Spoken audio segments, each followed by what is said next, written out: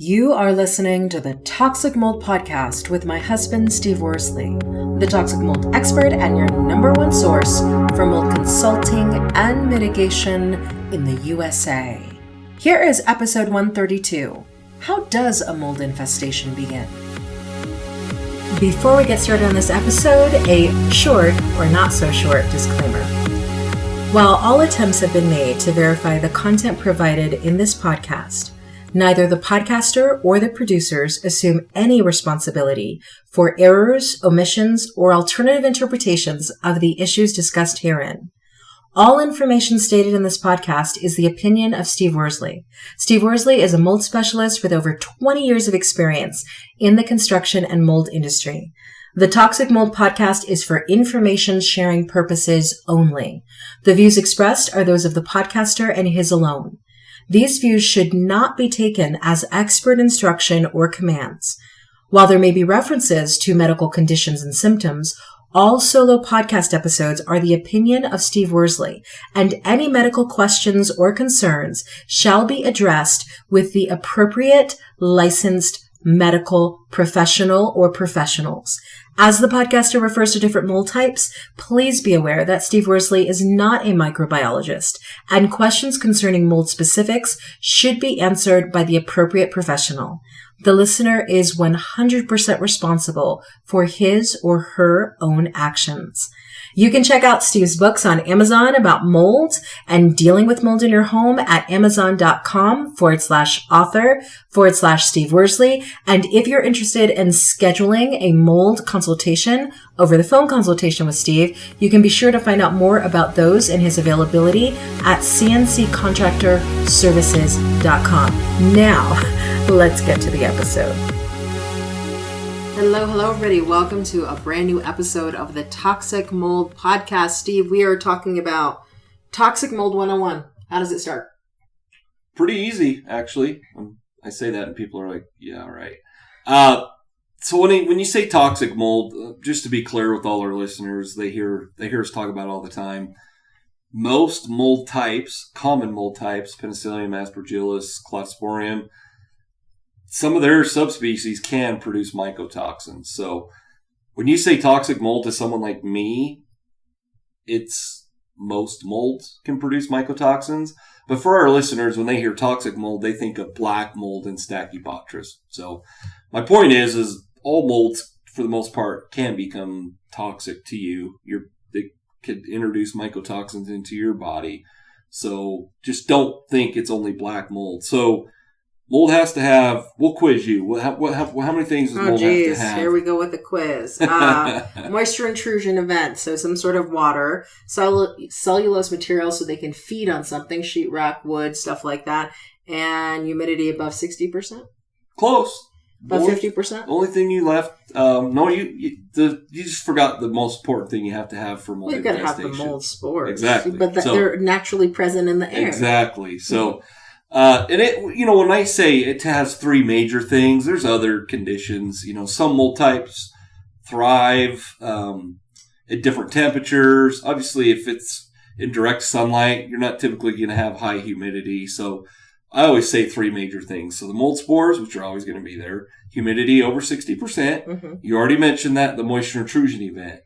And then you have to have the cellulose materials. But going back to your moisture intrusion event, that's the part that most people don't think about. If you have a mold infestation, and you've heard me talk to people that call me, what's the first thing I say? What's going on? Yeah, has there been a moisture intrusion event? Yeah. Did you have a flood? Did you have a sewer backup? Did you have a roof leak? That's the first thing I'm always asking. And it brings up something important, that documentation, write things down, know what's been going on with your health, and know what's been going on with your home. Because if you call me and you just say, well, I don't think so, I just think it's making me sick, I'm not going to poo-poo that away, but I'm going to be like, well, what led you to believe that mold is making you sick? Just because someone told you that? Yeah, exactly. So it's something where, I guess my point is, it really helps if you have some background and you can tell me what happened or why you think you're sick. Well, what's interesting, I think the closer we get to certain holidays, the more people are thinking about their indoor air quality of their home. Next week is Thanksgiving. lots of people have tons of family coming over, and people are starting to clean their homes and look at like what's really going on underneath my sink, what's really going on in the basement. I'm going to have family sleeping in the basement.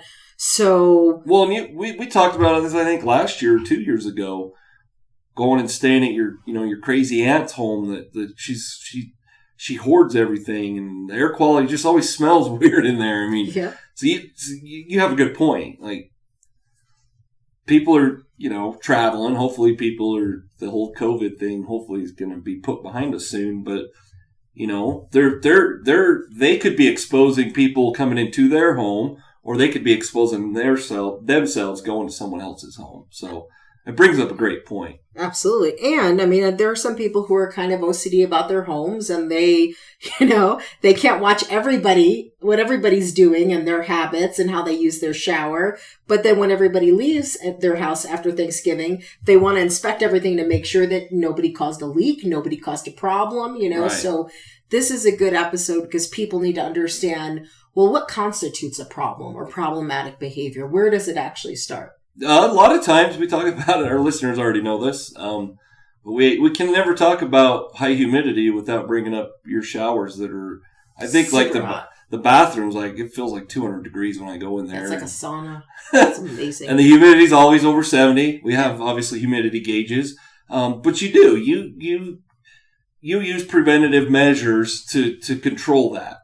And my point is with that is if, let's just say you're a teenage daughter and you're doing that every single day, and we're kind of not paying attention to that.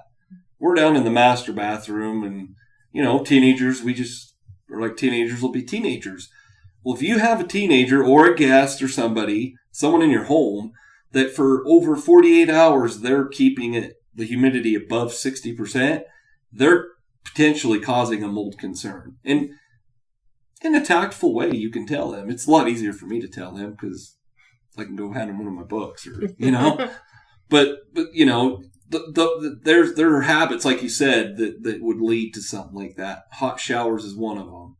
Another thing that a lot of people don't pay attention to is, let's just say when you're washing dishes, when you're done washing dishes, do you make sure you dry up the countertops around that sink? Because if you don't, over time, that water can keep getting, more or less underneath the lip of the sink or the ledge. And then whatever type of countertops you have, if there's any cellulose materials, it might take 10 years, but that wood will suck up the water, and it's like a wick, and it'll just start expanding. And when you go to replace it, you might have a bunch of mold concerns you never even knew about. That's true. So that's another thing. Showers. When I say showers themselves, we talk about the humidity, but a lot of people don't pay attention to, and we see it pretty much at every hotel we go to, that they don't close that shower curtain all the way. Mm-hmm. And so the water gets out, and it's right there adjacent to the tub, and then that causes concerns. So there's a lot of, we talked a few weeks ago about food and beverages in bedrooms. Make sure your kids aren't leaving food that's growing who knows what kinds of molds underneath their bed for months. Mm-hmm. And that child could be getting sick all the time, and nobody knows why. And then you find that. So are there things that people should be on the lookout for that really point to this is the beginning of a mold infestation? So the first thing you typically see is water stains. You would see, and it doesn't have to be just a water stain. It could be the wood is swelling. Say it's door trim or baseboard. You see that it's starting to swell and get thicker and thicker. Mm-hmm. It wasn't that long ago I had to do the little touch-up stuff on the deck, remember? Yeah. And it's the same concept. That wood was, it's outside, but the wood was, pretty compromised by the moisture, and so I had to replace it. And it's the same concept inside. So watch for moisture stains, wood that's swelling, cracks in the walls, ceilings. And one thing that, we have in the mold box that's very handy that we talked about earlier is humidity gauges. Yeah. We have several throughout the house. And you can buy nice ones, and for less than $100, you can have a nice one in the rooms you need them in. Mainly, like in bathrooms, mechanical room, basement, and things like that. So definitely you're talking about prevention is the cure. Yeah. Prevention's, I deal with a lot of our mold mitigation jobs are typically, in a basement that's not finished or a crawl space. And, I advise my clients and I tell them, like a crawl space, how do you monitor that humidity all the time? You go down there? Well, no, there's all sorts of, our technology is so amazing these days, but you can literally put a sensor that runs off of a battery, 9-volt, AA, whatever they are, and it can be Bluetooth to your phone or to the display up in the living area. Mm-hmm. So you literally can see every day, no different than what we can see what the temperature and humidity is outside compared to in here. It's just a sensor. There's tons of different things you can do with that. There's also, I call it a moisture alarm or water alarm. There's an actual sensor that you could put, let's say, on the floor of your mechanical room by your water heater. Mm-hmm. And it literally has a wire usually, then it goes up to a box. But if, you can put it on the wall or the floor, but if a certain amount of water, let's just say 1/8 of an inch or half an inch of water's on that floor, that alarm goes off. Yeah. So that would tell you that you have a, moisture intrusion event that's happening. Those can be, Bluetooth, Wi-Fi, I don't know what all the proper terms are, to your phone. So it could alert you.